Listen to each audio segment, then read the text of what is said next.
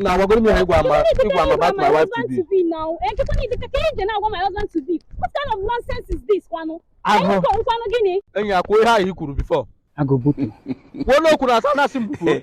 But no one no can no. You hear Guinea? You get in on Habu. You don't want my husband to be in abortion. You know what I get for? I think it's what I'm trouble. No, want him run no one. I'm a mama. Okay, no, my life we bog. I want you to go on to the Chief Arurala. Chief without we ain't. Again. Oh, one no can no. Oh, this Chief Arurala. Want to be in an abortion.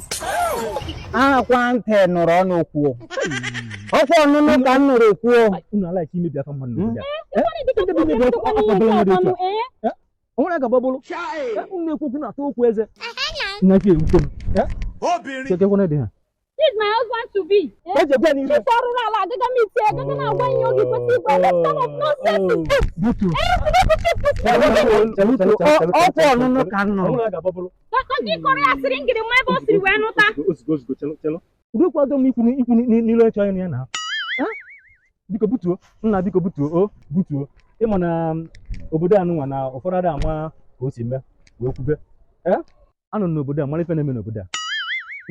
One of us no mellow. Imeni no tota. Omoya. Jesus. Hey! I'm almost time for the call.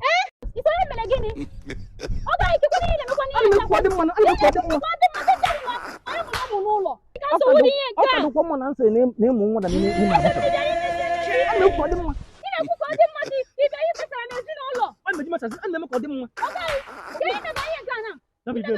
okay, madam, like you. I don't like when you got it for some. I'm going to Chief Arurala. Come on, I got the female keggy. I don't know. I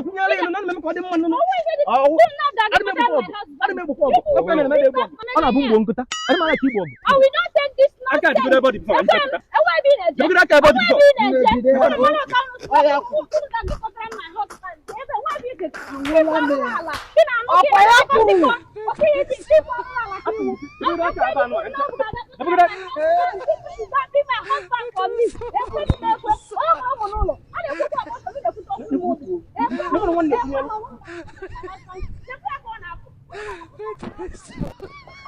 Hey, Jesus Christ.